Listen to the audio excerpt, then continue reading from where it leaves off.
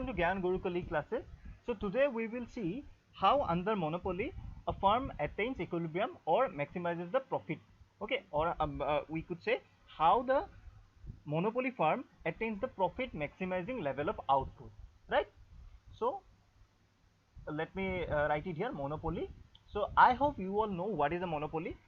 If you don't know, let me tell you, a monopoly is a particular market structure where there is only one firm in the industry. Okay, or we may also say that the firm itself is the industry because there is no other firm producing that particular product of that industry. Okay, so let's say there is a person. Let me try to draw him here. Let's say this is a person. Okay,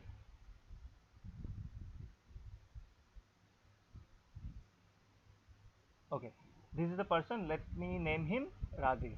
Okay, so now let's say Rajesh is a monopolist. Okay, so why he is a monopolist? Because he is the only firm who is producing, say, shoe in the particular economy. Okay, let's say in a particular country there is only one company and the company is run by Rajesh, Mr. Rajesh, who produces shoe. Okay, there is no other shoe producing company in that particular country or in that particular economy. Okay, now, so how he will try to maximize profit, we will see it here. Okay, let me draw a diagram first. Let me take another color. So this is the y-axis, this is our x-axis. Okay, and let me draw a AR curve and a MR curve, right? Okay, now you may ask me that we have seen that under perfect competition the AR curve or the demand curve is a horizontal straight line. Okay, it is a perfectly elastic curve, right? So we see a perfectly horizontal line like this under perfect competition. Okay, you may remember it from the perfect competition, right? But here this AR curve, okay, this AR curve or the demand curve, okay, this curve is downward sloping. Now you may ask me why it is downward sloping, right? So this is because unlike perfect competition, under monopoly the producer is not only price taker, he can he have a command over the price. That means he can decide the price. Okay, he can increase it or he can decrease it, right?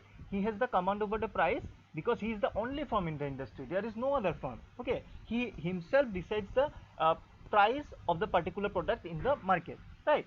So that is why whenever he is to sell the product to large number of sellers, buyers, okay, whenever he is going to increase the sale of his product, then what he can do, he can reduce the price. Okay, he can reduce the price and thereby the quantity sold in the market, it would increase. Okay, by reducing the price a little bit, he can sell larger quantity in the market.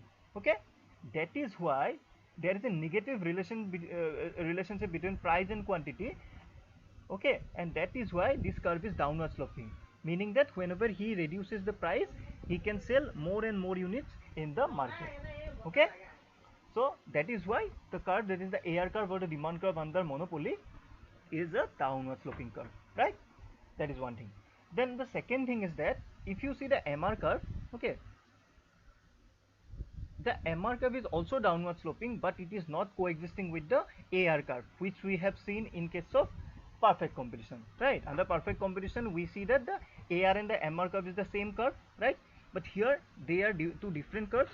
And remember the slope of the MR curve, okay, this slope, the slope of the MR curve, it is twice the slope of AR.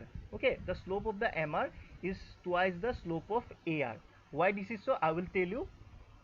See, let me show it with the help of a let me show it with the help of a example. Okay, let us suppose the particular person is selling initially, let's say he is selling 1 unit of the product. Okay, at, let's say, price is 10 rupees.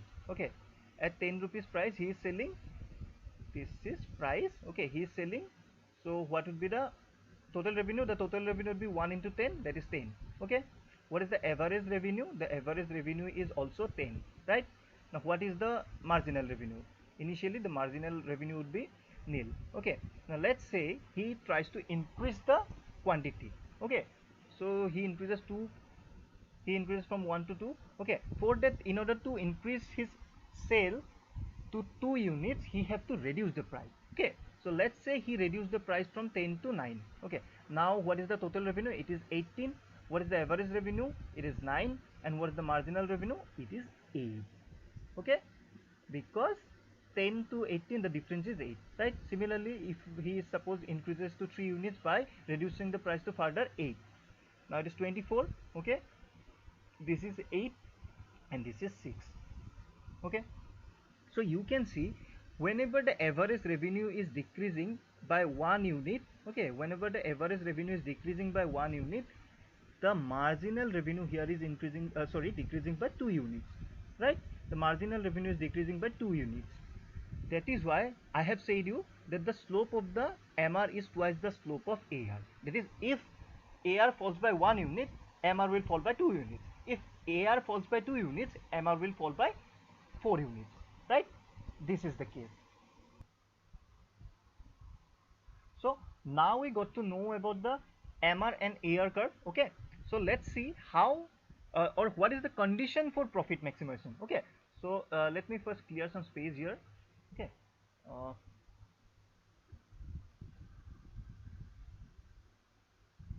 okay, now what is the condition for profit maximization? See, the formula for profit calculation of profit is, let me change the color. The formula for calculation of profit is total revenue minus total cost. Okay, profit is equals to total revenue minus total cost. Clear?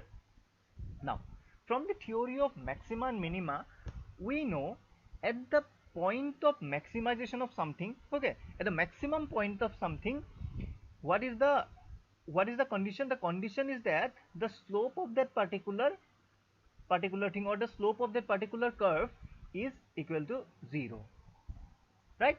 The slope of that particular curve, let's say if I saw like this, okay, like this, see, at the maximum point of this curve here, at this point, the slope is 0. Okay, and even in the minimum point also the slope is 0.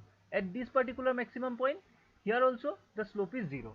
Okay, so from the theory of maxima and minima, we know that at the maximum point the slope is always going to be 0, right?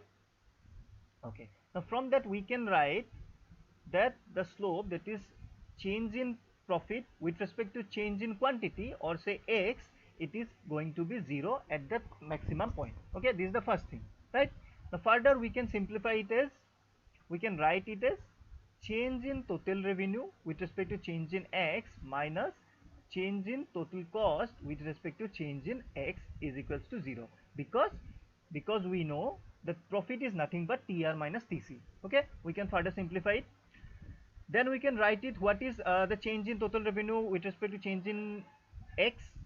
It is nothing but marginal revenue. Okay, from the theory of marginal revenue, we know that marginal revenue is nothing but a change in total revenue which we get by selling an additional unit of the output. Okay, the change in total revenue that the firm gets by selling an additional unit of the output. Here the output is represented by x, so a little change in x that cause change in total revenue. This is nothing but the marginal revenue. Okay, similarly in case of total cost, we can write the slope of the total cost, that is the change in total cost due with respect to change in x. Okay, here I forgot to write this.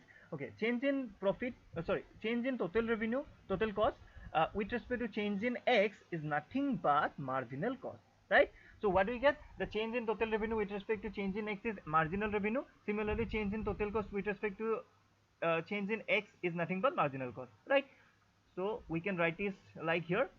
Okay, then further simplifying it, taking MC to the right hand side, we can write this. So what do we get? We get that marginal revenue must be equal to marginal cost at the profit maximizing point, right? This is the first condition. Okay, this is the first condition. What is the first condition? The first condition says that at the profit maximizing point, marginal revenue must be equal to marginal cost. Clear? Now let's see what is the second condition. Okay, now the second condition says that at the profit maximizing level, the slope of the slope should be negative, or the slope of the slope should be declining. Okay, it should be less than 0. So we can write it like this: the second order differentiation of profit with respect to x, it should be less than 0, right? This is the second condition. Okay, now further simplifying it, we can write that total revenue divided by the x square minus change in total cost, the second order differentiation of total cost with respect to x, it should be less than 0. Now here this is nothing but slope of mr. Okay, slope of mr minus the slope of mc, right? This we can write as slope of mr is less than the slope of, sorry, the slope of mc. Okay, so this is our second condition. Okay, so what is the first condition? The first condition says that at the profit maximizing level, marginal revenue should be equal to marginal cost, and at the same time the second condition of profit maximization says that at that particular point the slope of marginal revenue, it must be less than the slope of marginal cost. Okay, so the point where these two conditions are fulfilled, that is the point which is the maximization or the profit maximization point for the monopoly. Okay, now let's come back to the diagram once again. So let me clear this up. Okay, now I have to draw the marginal cost curve and the average cost curve. Okay, I have to draw the marginal cost and the average cost. So let's first draw the marginal cost curve. Let's say this is the marginal cost curve. Okay, and now let's say this is our average cost. Okay, this is not very perfect, I am doing it freehand, so this is not very perfect, but let's say this is our average cost, and this is the lowest minimum point of average cost, because we know that the MC cuts the AC at its lowest minimum point. So this is the lowest minimum point, right? Now let's see, where is the marginal revenue and marginal cost equal? This is at this point here. Okay, let's name this point as point E. So at point E, what is the first condition? The first condition says that MC should be equal to MR, and this condition is fulfilled. Yes, clear? MR is equals to MC, this condition is fulfilled here because both are intersecting each other. Clear? Now what is the second condition? The second condition says that the slope of MR should be less than the slope of MC. So let's see, what is the slope of MR? Clearly, as the MR curve is downward sloping at its point, that means the slope is negative. Okay, the slope of MR is negative at its point. Clear? At the same time, if you see at this point, the MC is actually rising. Okay, MC is in this way, it is increasing or rising, right? That means the slope of MC must be positive. Okay, the slope of MC must be positive. Why? Because it is increasing, right? So obviously the second condition, that the slope of MR should be less than the slope of MC, the second condition is also fulfilled. Okay, right? So this point here, that is point E, is the profit maximization point of the monopolist.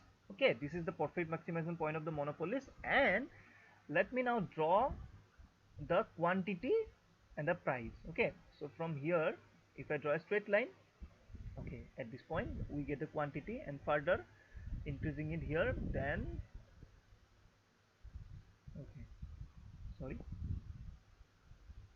this point here, it represents the price.